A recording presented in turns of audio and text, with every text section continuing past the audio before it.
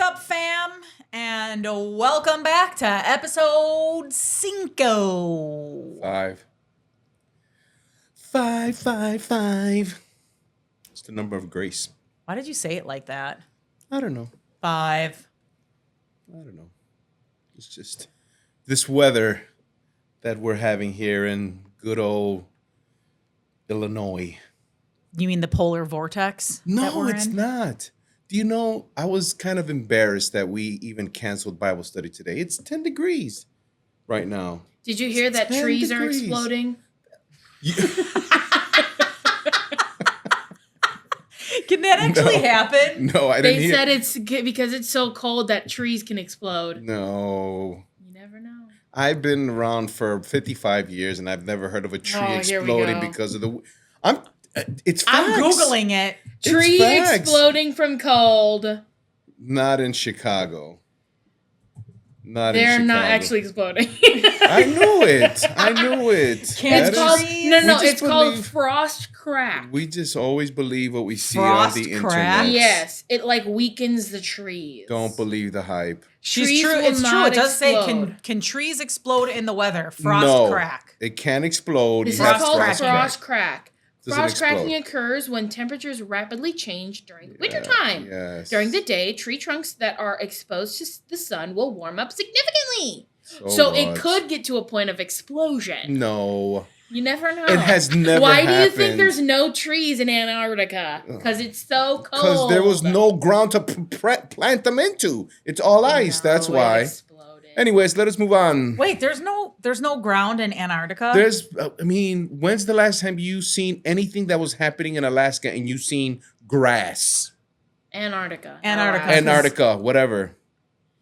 You haven't. So wait, okay, this is a really stupid moment. Does nobody live in Antarctica? Mommy. let's move on, please. Okay. Let's move on because we're acting like we've never experienced cold. Oh my God, it's I don't 10 remember degrees. it being in the negatives, though. It's 10 degrees. It's not negative right now. Yes, Yeah, but but it was -8 when I left the house this morning. And we've experienced negative. We have. I don't remember. I don't recall. Come on. Those days that that day your mom got stuck in the grass, in the snow that she couldn't even get out of the parking, that was -12, -14, something like that. You were maybe 2 years old. Oh, so that's why I don't remember, because I don't remember the negatives. I don't think she was 2, but it doesn't matter. It's cold outside because wind chill. That makes it even colder. There is no wind. Not I right just now. came Yeah, in from there's no outside. wind. There's no wind. Anyways, let's move on. It's what everybody's talking about, and we're closing down stores, and we're stopping Bible studies, and we're doing this, we're doing that, like as if we've never experienced cold weather. Maybe we have a lot of tourists. We have a lot of wimpy people in this earth nowadays. Bobby, you can't go saying that. I just did. Well, I guess we can get to the subject matter that we were going to talk about today. No, let's go ahead and keep talking about how cold it is. And how trees are exploding. And trees are exploding. You know what did explode? The Diet Coke that we have in our freezers, in our refrigerator, in the... What the hell?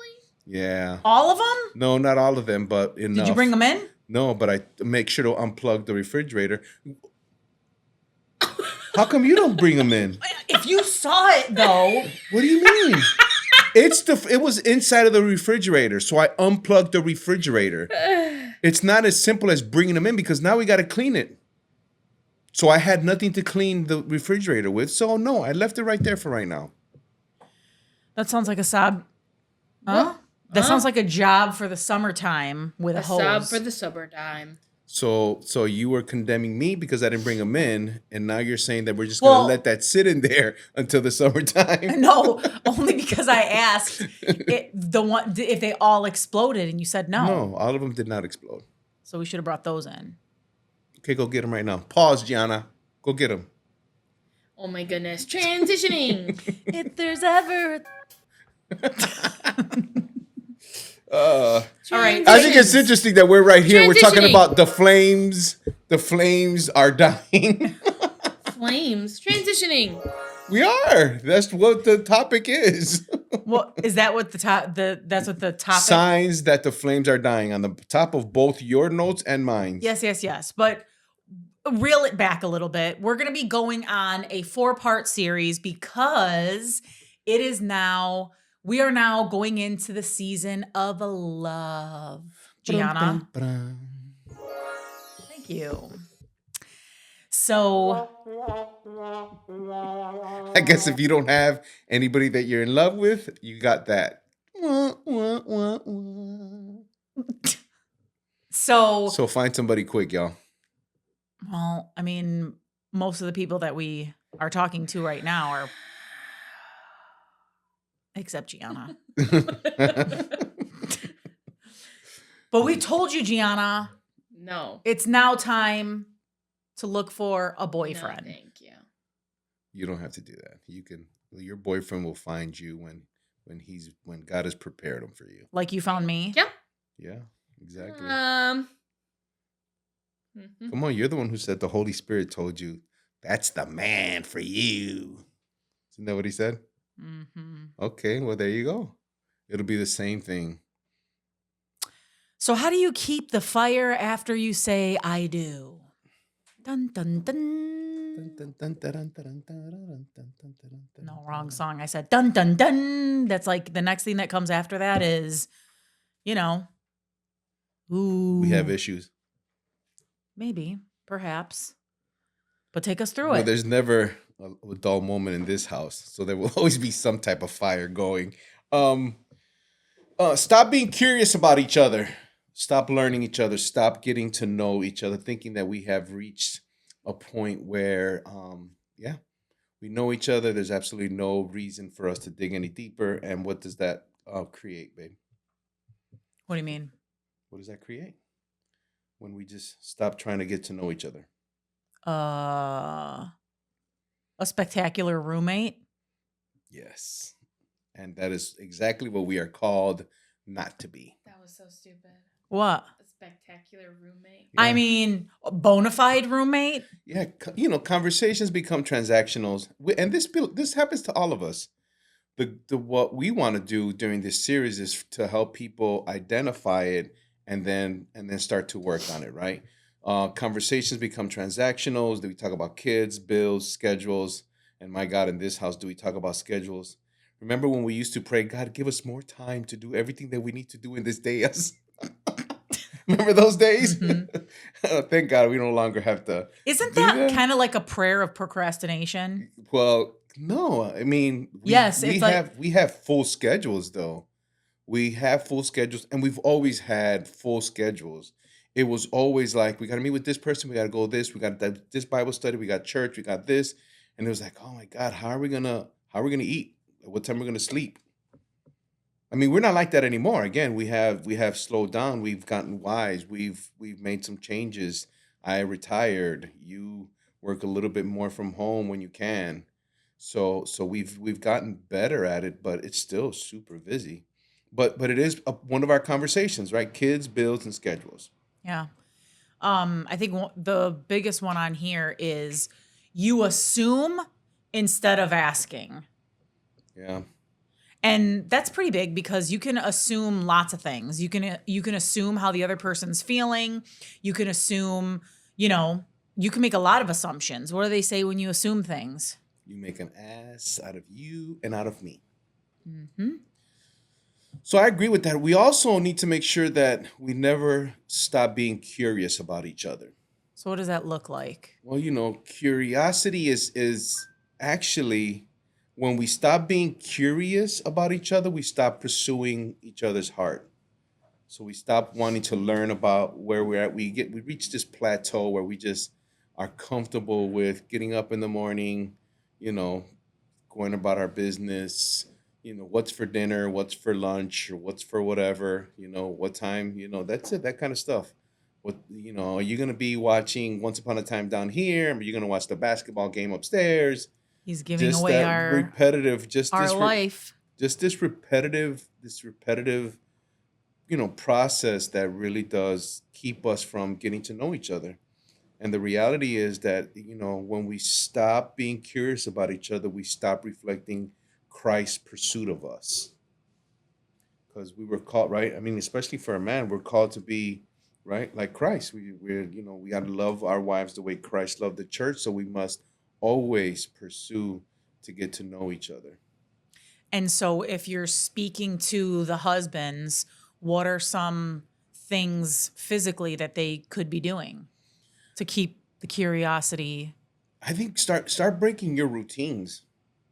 Start breaking your regular schedule routine, especially for men. It's really easy. We call it discipline, right? We call it discipline, get up in the morning, brush my teeth, put my shoes on, do 100 push-ups, go to the gym, whatever it is. We get into this routine and we're really comfortable because we are creatures of discipline. And I love discipline. I have my own disciplines.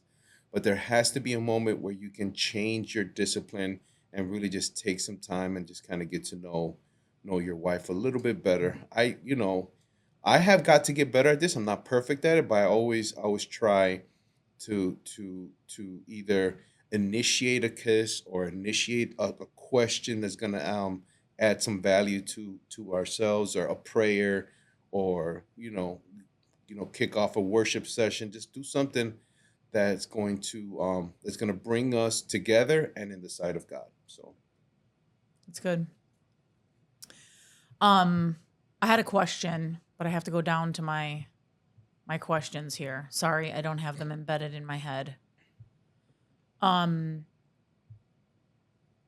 Okay. So, what did we think love was when we first got married? we when we first got married, seems like 20 plus years ago. It was. Oh, that's right. When we first got married, wow, we had, a living partner that this is going to be uncomfortable for Gianna. But just, we didn't have to kind of, not hide, because when we kind of met as I was moving into the coach house over there. What street was that? Who cares? Okay, so anyways, the coach house, and you were over every night, but you had your own place. So We're not promoting yeah, premarital yeah, shenanigans. we're Coitus. What What? did she say? What is that? What did she say? You What? never watched The Big Bang Theory? No. Coitus? It's another word for sex. Okay. What? I mean, We're you not just... promoting coitus. Yes. That sounds so weird, and it sounds like a totally different word for something. No. Yeah. No, it's not. But even in that, though, even though we weren't married, God was still in the midst of what we were doing. We were creating memories. I think that's one of the things that was really good for us, even up until now, right? That there's a track record of creating memories. We were always doing something. It wasn't just like, hey, what's up? Come over. Oh, chicka wow wow. And when I'm gone, right? It wasn't never like that. It wasn't just coitus. Oh my God. Okay. For me, What? This is a Valentine's Day love series, and there's gonna be a lot of that. I think for me, Sorry, babe. Sorry, Gianna. what do we Right. think love was when we first got married? I didn't really think about that. It's really hard to explain. No, listen. So you're condemning me Yeah. for what I thought, but Yeah, you didn't yeah. even have an idea. Yeah. I just, it's crazy because I just remember that day like it was yesterday and having absolutely zero regrets. It's almost like I knew, or no. It's almost like I definitely was supposed to be doing that on that day. And then, for me, So you're talking about the day we got married. yes. Oh, okay. But I was like, I knew I was supposed to be doing this right now. Oh my goodness. I'm gonna say it's still PG. It's still PG. Velasquez, what is wrong with you? We're having conversation. No, we're not. wrong with you? Ever since the coitus conversation, now it's going in all these different directions. It's not. Go ahead. You were Anyways, You guys completely. mentioned it first. I just was You were filling in the word with an completely sure appropriate that word. you were right where you were supposed to be and go. Exactly. And so for me, if I had to define, what love was on that day, it wasn't that like flowery, like it was something that I knew that we needed to do for various reasons. And growing up, I can't say that watching my parents, it was a flowery marriage either. But I think the one thing that stuck out to me the most was that they had this really great, like partnership, companionship. Even though they were going in two different directions, sometimes my mom was working nights and my dad was working two different jobs and, this, that, and the other, they always made time, Yeah. they always made time for each other. So, if we're talking about how to keep the flame alive, clearly there's so many different facets to it, coitus, blah, blah, blah. But that I think that assumption piece is really important Yeah. because if you're assuming, what the other person is thinking, feeling, blah, blah, blah, especially if your love tank is empty, Yeah. you're never going to get anywhere. That's when we get into the, what is that called? The roommate phase of our marriage. And let's just be honest, right? Let's be completely putting it out on the table. Every marriage goes through roommate phase. It may not be years or months. It could be like maybe you're kind of falling in a funk and, a couple weeks until you recognize it. Hey, and some people that don't recognize it can fall into the roommate. Yeah. I think it becomes Phase. a problem when it's an annoying roommate that's set in their own ways, that it's not flexible, that this is my area, this is my space, this is where I'm at. It becomes weird and uncomfortable when it's just that, right? I think the problem is when there's less touching, less flirting, less play, right? Hugs feel like they're rushed or obligatory. What's the word I'm looking for? Obligated. Why were you like looking around for the word like it was Because floating I was trying around? to I was trying to grab it. Anyways, like if you're obligated to do these things, I don't think we've ever been there.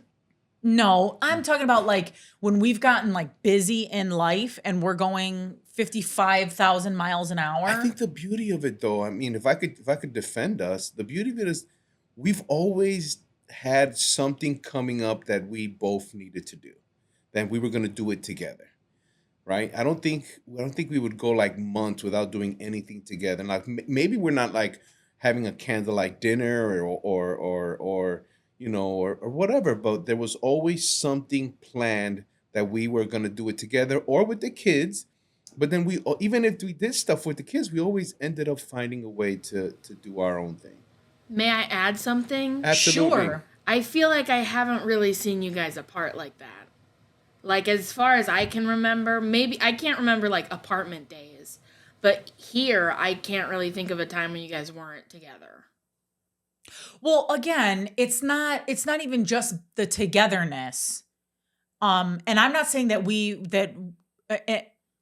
are, in a roommate phase. I'm just saying that it's easy for people to get to that place. Yeah. It's easy for people to get to that place because you're not paying attention to the signs. Yeah. You're not paying attention to the drift. Yeah. You see what I did there?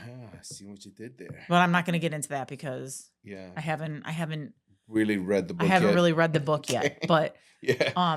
Yeah, conversations become transactionals. You know their routine, but not their hearts, right? You just kind of like, okay, let's stay out of his way. I'm gonna stay out of her way.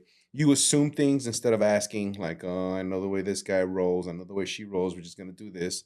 So again, we have to make sure, especially as men, that we're always pursuing our wives. I always like to put scriptural context to everything that we do, but especially the men that know me know Ephesians 5:25. So I'll give you like 30 seconds to pull it up. Ephesians 5:25. If you don't know it, go ahead and look it up. It's really easy. You can even ask Google what's Ephesians 5:25, and it'll go right here. It says, "Husbands, love your wives the way Christ loved the church, so much so that he gave his life for her." And we're not asking you to kill yourself, but we're asking you to move your agenda aside at times and do what it is that you need to do in order to make your wife feel cherished and pursued. And so that's what we have to make sure that we do. That we've both been in places where we felt out of sorts with each other, and I love that we always find ways to get connected. I think one time I sent you an email, right, to tell me how exactly you want me to love you better, and then I think maybe a couple of months later you asked the same thing, right? Mm-hmm. And so again, we find ways, and thank you, Gianna, for affirming what I know for a fact is that we find ways to do things together, right? Which is why I really love this too podcast, because we get an opportunity not only to share with others what's worked in our lives, but to grow closer to each other. So Yeah. yeah, because Jesus not stopped pursuing the church, right? He is the author and the finisher, but he never stopped pursuing the church. He's always trying to find a way to increase, right? And to bring each other for his people to be closer to each other. What other scriptures could husbands bring into their mental Rolodex if they want to bring back the spark? Um This was a quiz, not in your notes. this is a quiz. Oh, not in my notes? No, Okay. think about it. What book in the Bible? Oh, the Book of Solomon. That's a little awkward to even talk about. Because Why? it starts like right away, like your breasts are so supple. It's like, Ew. I'm just, I'm just telling you. I'm just telling you. I'm just telling you what's in that book. It is. I think it is good for husbands and wives to read it. Um, but I think Jesus talks about it so much. Like the Pharisees ask him, when you die, who becomes if you die and you get married, if a husband dies and a woman marries her brother, which is was customary back in those days, and then he dies and she marries his brother, who when they get to heaven or when they get to the afterlife, who is she married to? And then he says, you're dumb, because when you get to heaven, you're going to be brother and sisters. So there isn't going to be no marriage. And so I think if we realize that a lot of what we consider to be intimacy, which is sex and kissing and hugging and all of that stuff, I think it's more important that we get to know our wives' minds. It's really we get good. we get to know our wives' minds, because that's what we're gonna. That's at the end of the day when our soul. Let me take it a step deeper. That we get to know our wives' souls, because when we get to the other side, that's what we're gonna have. That's what we're gonna take with us. Our spirit is perfect. Our body goes away, and we get a new one. And our souls is what we bring with us, and so we will stay connected in the soul, my love. Yes. And we're not going to be brother and sister. I'm going to find you in the afterlife. Um what are some I'm not going to ask you. I'm going to look at my camera and I'm going to speak to our couples and talk about some of the signs that you should look out for, signs and signals.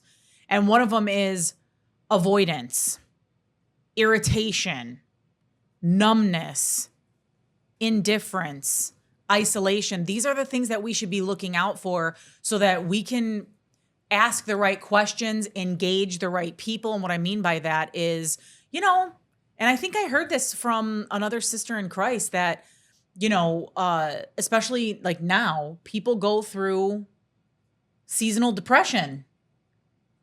And I know it sounds weird. Why are you smirking? I I so let me just say, I just went to a treatment center and I shared with addicts that what we have, and I'm redeemed and recovered addict. What we have in is obsessive compulsive disorder. Our minds find pleasure in one specific thing over and over and over again and over and over and over again. And back in those days, it was drugs, and then it was DJing, and then it was working out, and it's still working out, but it's it's under control because it's a mind thing. Depression is a mind thing. Right. I mean, either Is way, okay, okay. Depression is a mind thing, and it does happen. It should happen less and less the more we spend time with God and the more we're open with each other. right.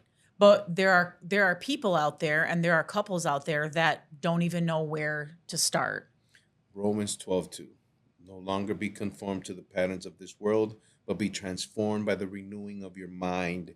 You need to renew your mind. When you're depressed, you go into God's word where it says he will never leave you, he will never forsake you, he's always with you. And I hate to be spiritual, but that's what I am. I'm a spiritual being that lives inside of this body.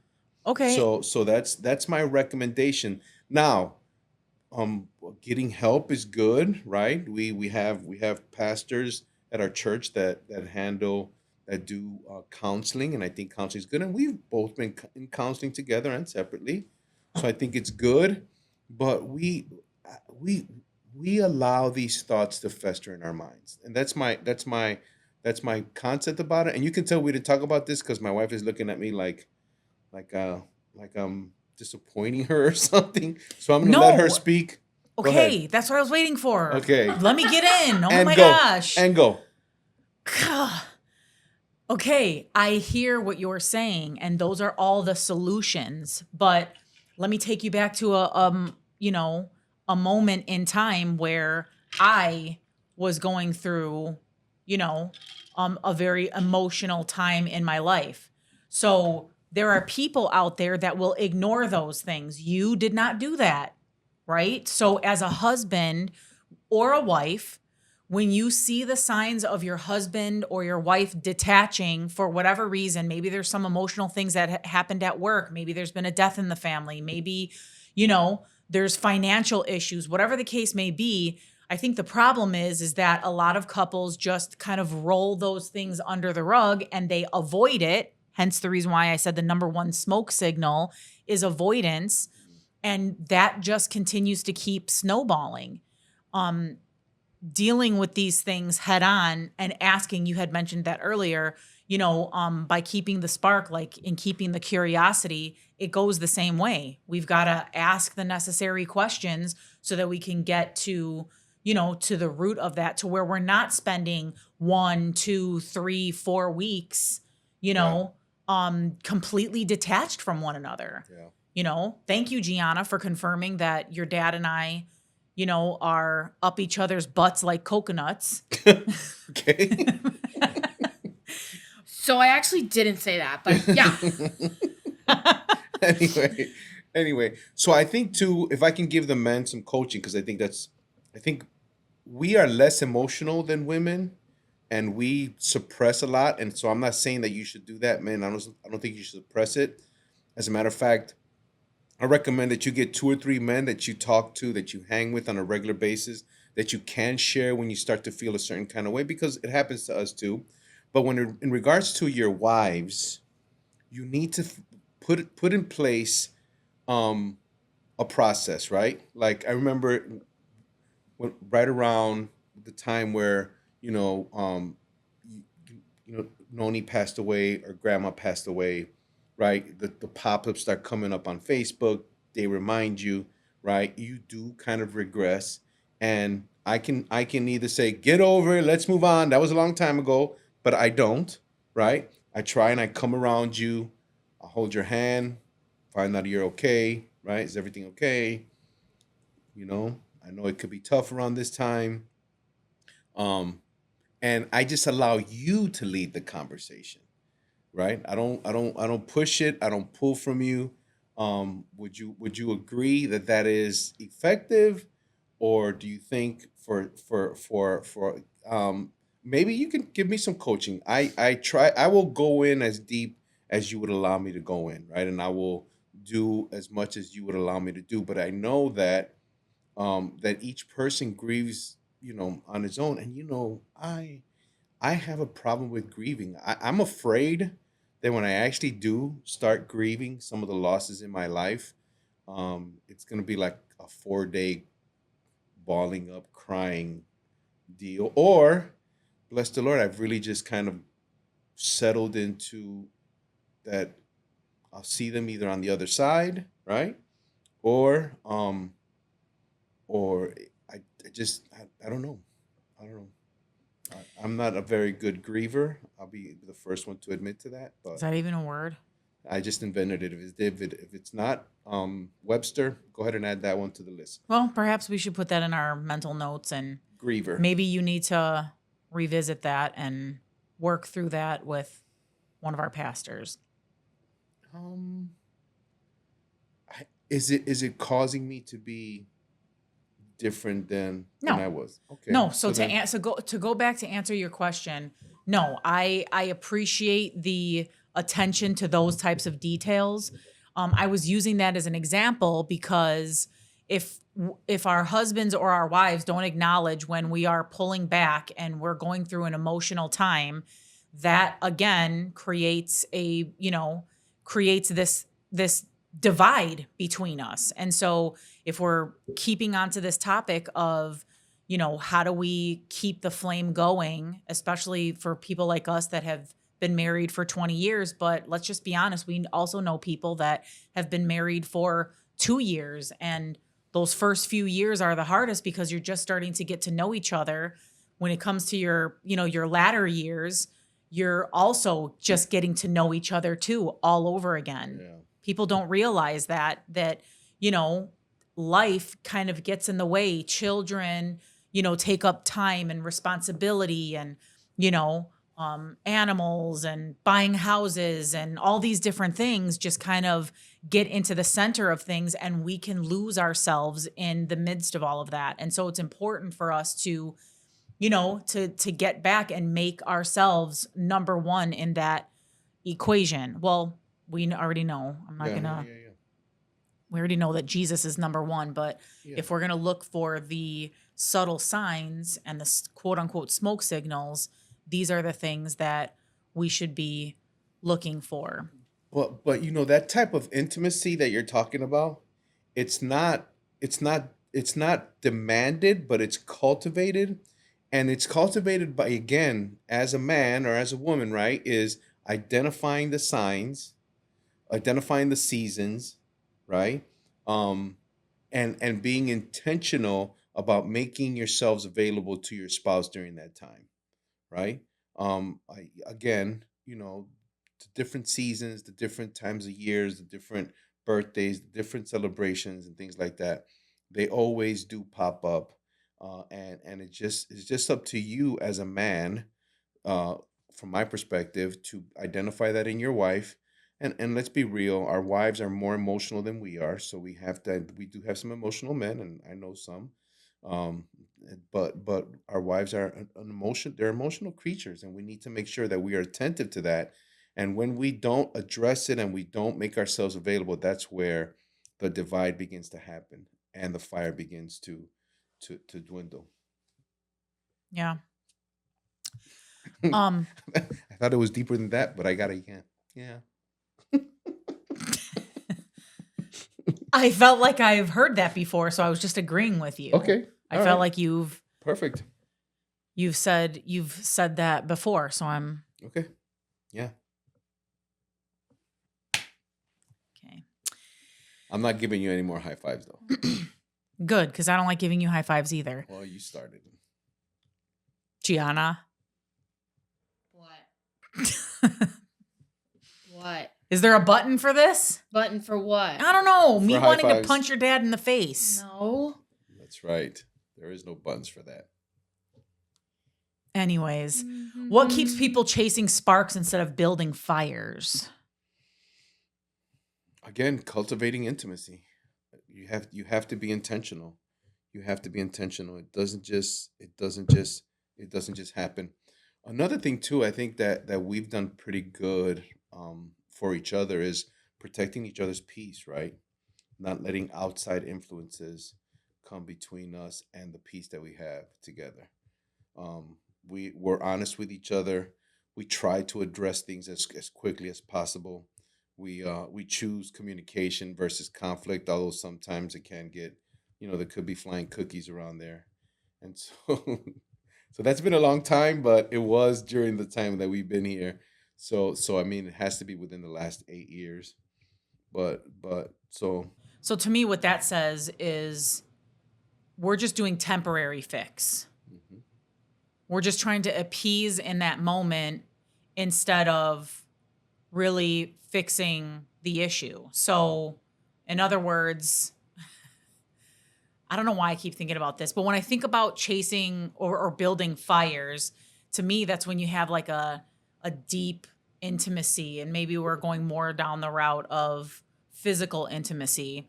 But I just remember, you know, since the beginning of time, I have always had my weight fluctuating up and down and up and down.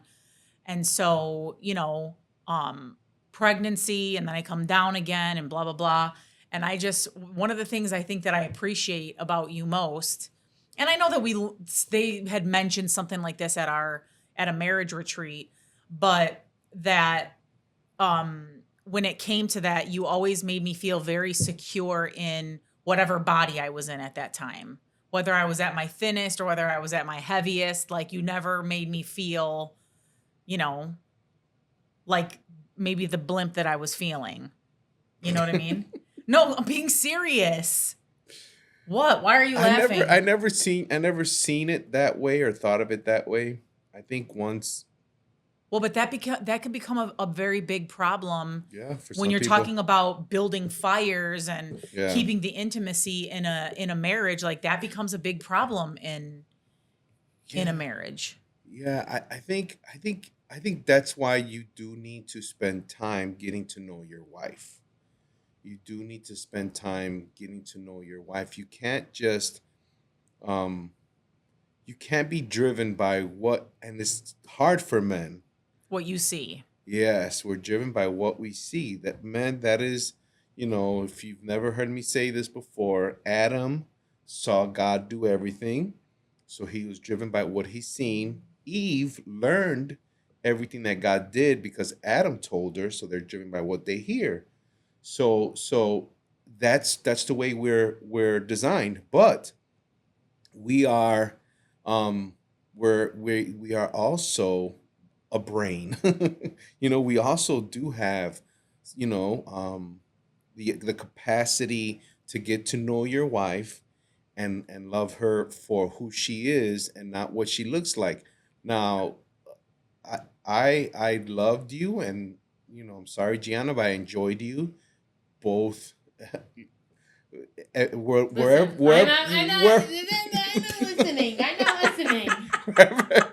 wherever, whatever, and this is absolutely true. And even now, when you do get your little insecurities, I tell you, doesn't matter, you know, doesn't matter.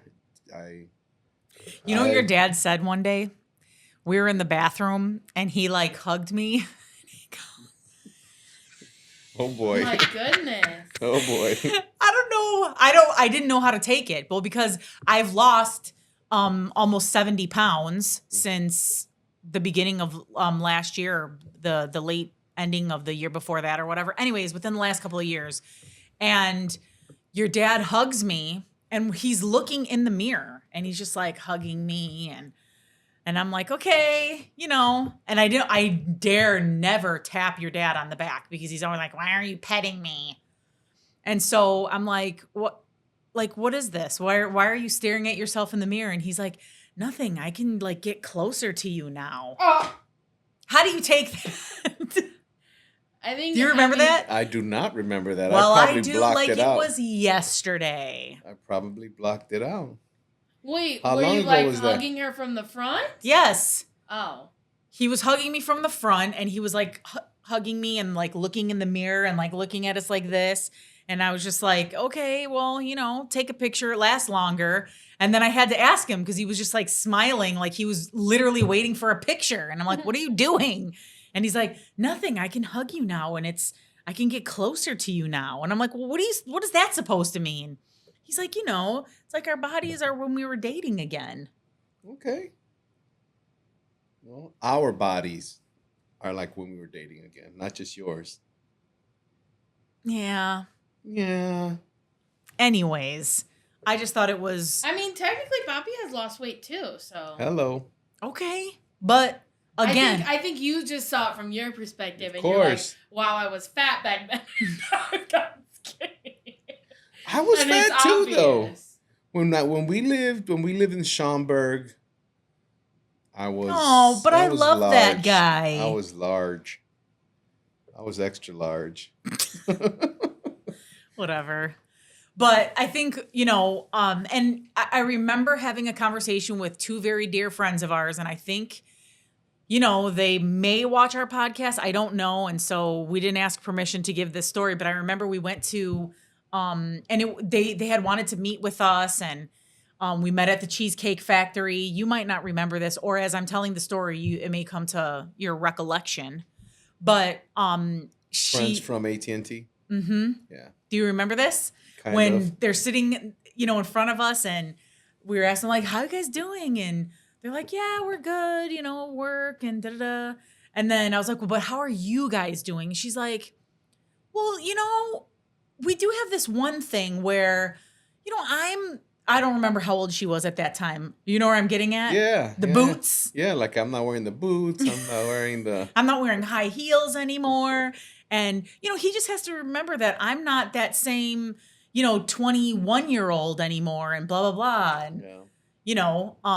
I think we as a couple, because it could go both ways, we need to be mindful of those things, Yeah.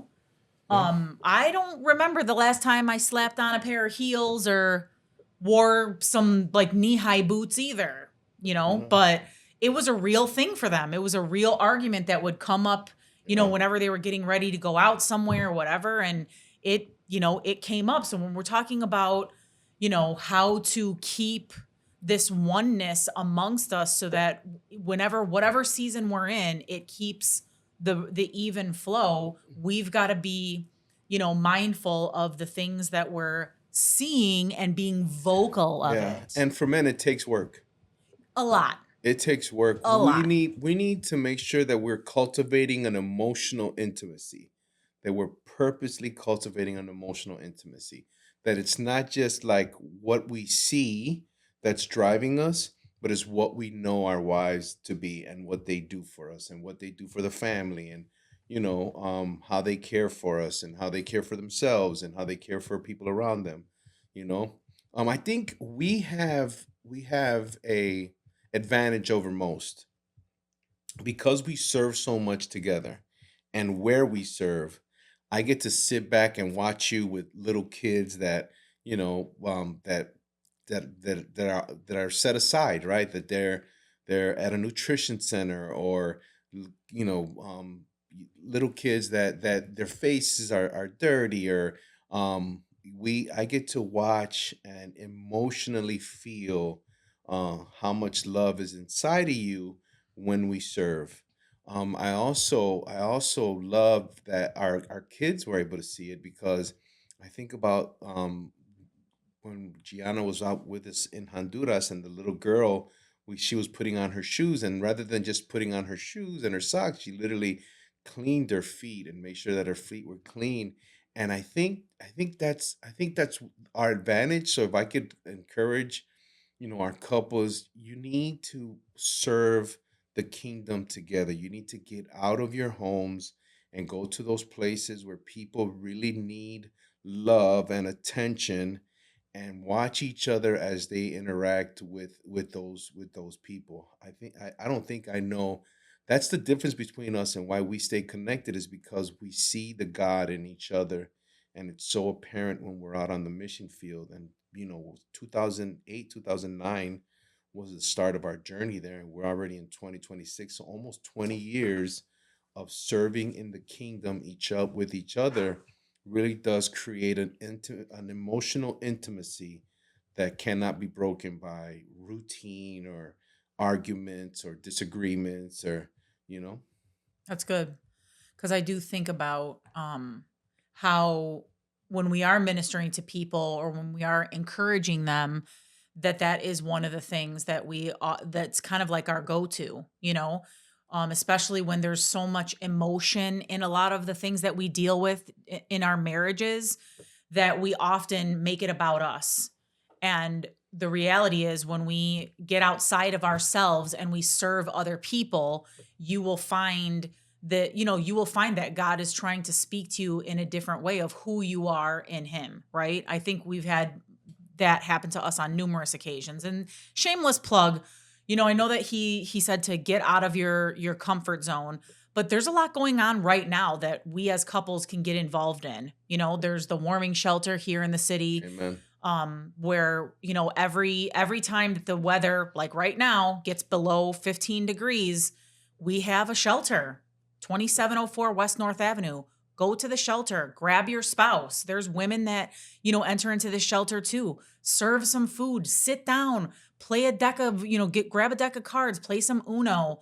Really start to see each other in a different light. And I think that's genius, because I think when we were able to see each other, outside of the norm, outside of the AT&T Lou, and outside of the AOTK Liz and whatever, we're able to learn each other on a different level. So yeah, we have to put a lot of effort into this if we want to keep the keep it sounds so cliche, but keep the love alive. But it's not really about love. Is not a feeling, it is an action. And you have to put those things into action. And if the Bible is true, and in Genesis 2:24 it says the two shall become one. Mm-hmm. If the Bible is true, then we are one. And so then, physically, obviously we know how to connect, but we have to connect emotionally. Mm-hmm. And when you are serving, you are seeing your wife or your husband from a different perspective, and it does create emotion inside of you. I mean, whenever I see you put on a tutu and you put on, you put on your whatever, your little ribbons in your hair, and you jump around like a 12-year-old. My fun socks, you mean? Your fun socks. Yeah, that too. I think, why, you have them on right now? No, but I have fun socks on. They have love on it. Oh, look For at. our No. Anyway, I couldn't resist. Anyway, so yeah, I think serving together is one of the things that has really preserved Yeah. our relationship. Make it a priority. Yeah, for Like, sure. don't stop thinking about it. Stop Yeah. thinking about, oh, maybe I should get with so-and-so, and, maybe I should get with Nancy and do some, time at the cafe, or Just do it. Like, stop talking about it. Stop arguing with one another. Just go and serve and see what God does with that. That's it. Again, right? you have to connect emotionally. You got to make sure that you're seeing each other not just as roommates, right? But creatures that were created by God for his purpose, for his kingdom, but living together and doing God's work together really does make a difference in our lives. Yeah. So the last point that I wanted to ask is, how do you relearn your spouse then? If these are some of the action items that they should do, what are the things that they should look out for or be mindful of to relearn their spouse? I think intentionality is super important, right? Let's sit down together. And I know sometimes I act like a big, I don't know, when we talk about playing games together, or That last game was fun, Gianna. yeah, I know. And Yeah. everybody was delaying it. And then when we finally played, Yeah. it was a blast. yeah. And so Ugh. again, I can be again a creature of habit. Like, I do love watching my sports. And so sometimes they're like, "Come on, play." No, I'm in the middle of this game right now. I'm not gonna do it. Fuddy-duddy. But even things like that, right? Just playing games together, doing things outside of the norm, I believe will help begin to create that whole emotional connection again. I agree. And so, I think, and being observant. Gianna and I, we had said, like, during Christmas time, we were like, what do you get your dad? He is the hardest man. He has like every J. He has everything. Yeah. He has everything. He's got lots of things. Everything I've ever wanted. He has everything. Thank you, Lord. But let me ask you, how did I do during Christmas with your you did gifts? amazing. You did amazing. But why? Because you asked me. No. Not all of them I didn't. Because she knows you. Because she knows me. And I was observant. Like I watched him having a conversation with my brother. He was trying on his hat. He was He was Peaky Blinder hats. Yeah, he was trying on his hats. He was like, "Yeah, I like that." And he was asking him questions. So I thought, ding, Yeah. goes in my mental Rolodex. I go in your closet. She was standing there for like an hour. What? You were in my closet for an hour, trying to Velasquez. figure out what to Yes. get So him. I was in your closet because I was trying to figure out your hat size. Large. Right. But on their website, their hat sizes were a little bit different. But then as I was standing in his room, which is an actual room, that's his closet, everybody, I thought, wow, he just has his hats stacked here. And I found like a thing where he can like keep his hats organized. Yes. So I think when it comes to, maybe you don't need to relearn in a sense, but be observant of the things that are going on around you. Listen to what, your spouse is saying. If you notice that your spouse is saying things over and over and over again, maybe you should take note to it. Amen. That they're bored, or, they want to find something else to do, or why do we have to keep going to the same restaurant? Maybe you need to relearn some things. Maybe the things that you used to do before are not the things that, are cool to do now. Switch things up. Yeah. These are practical things that we can do as a couple, because if we don't do those things, stuff can get very stagnant. So, yeah. So I want to just touch base again with the emotional intimacy. Okay. Because I think it's important for husbands to be intentional with emotional intimacy. Women are a lot better at it than we are. So a couple things: don't vent your spouse's flaws to everyone. So you don't talk about your spouse's flaws. Hold on a minute. Yes. When you said that, you looked at me as though you were telling me something. No. Do I vent about you? No. I hope not. I don't think so. I'm talking to the men. Don't emotionally bond with someone you wouldn't want your spouse to read your messages. Huh? Yeah. That is crazy talk. Did you write that one down? Yeah, that's a thing. Say that again. Don't emotionally bond with someone you wouldn't want your spouse to read your messages. Are you understanding what he's saying? Yes. I mean, is this emotionally somebody that is of the opposite sex? Yes. Oh, well, you know what? In the arms of the angels, Whatever. you go. Yeah, whatever. Yes. So, can I get through my list? Yes. Okay, thank you. Guard access to your heart. Guard access to your heart. If there's something like, look, I'm so glad that I stopped watching the news during the time of fast. I'm never going back. Yeah, no, I'm never going back. I felt like my heart was getting callous, and and angry all the time, and so I'm just gonna stay away. And here's the good part, because this is the part that I like. What you starve will die. I like that one. What you starve will die. So if you starve scrolling, if you starve watching the news, if you starve, it will die. And then what you feed will grow. So here's my recommendation, as usual, man. Read your word, pray, and spend time in Christian fellowship. That's what you need. You need to be intimate with your Father and intimate with men that are like-minded and that are seeking the Lord. And you will see how even your relationship at home with your wife will be taken to the next level. Amen. Amen. Well, we're going to put a pause on this. We're good? Yes, but Amen. there's a charge. There's a charge. Dun, Because dun, every dun, time- Charge. Oh, okay. Every time we end our series, Yes. I want us to give our couples a little bit of homework. Okay. So, couples, for the next 7 days, That was weird. For the next 7 days, What the hell? What just happened? Okay. for the next 7 days, we want you to pray together, whether that is when you wake up in the morning or before you go to sleep. Pray together and specifically ask God to reveal the areas in your life where you feel have gone to a stagnant place in your marriage. So for 7 days, be intentional in your prayers. Talk about these things. If you don't say these things out loud, get uncomfortable, get used to it. We want you to do it. So for the next 7 days, pray about the things that the Lord can reveal to you that you both can work on, that you feel has grown stagnant in your relationship. If you're seasoned, that might be easier for you to do.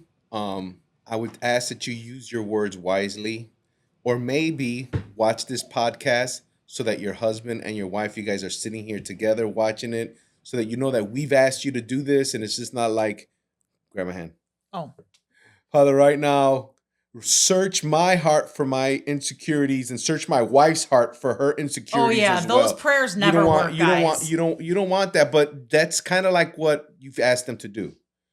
Asked them was making their heart stagnant, right? So I'm just saying. So if it's not something that you're used to doing, we teach our new believers and new marriages, right, that you can just do this, right? We will both pray silently in our mind, and then once we get done praying that prayer, God, help our relationship move to the next level. It's stagnant, God. I want it to get better. You pray it in your mind, and you hold on until you hold on till you get done, and then you say amen, but then you hold on until she says amen, right? I got this right. This is the way we do it. Until she says amen, and then we can let go. And inevitably, you will start praying for each other. I just think that you could go from a prayer, Lord, help us with what's stagnant in our lives, to what are you talking about? What's stagnant? The other person might not even. So either get them to watch this this podcast so they know that we're asking you to do this, and it's not something that you just came up with because you're uncomfortable with your life with this with your spouse, or just pray silently together. Just pray silently together. Does that make sense? Am I making sense? Why are you talking to me? You should be talking to them. No, because this was your charge, and I didn't want to downplay your charge. I'm just saying we don't want to be the cause of a fight. Stagnant? How come you didn't tell me about this stagnation? You know what I mean? Yes. Okay. Anywho. All right. We will see y'all back here for episode 6 as we dig into our series of keeping the fire alive. And we're going to pray right now too. Yeah, we are. Because I think we need it. Mm-hmm. Okay, pray. Love y'all. Be blessed.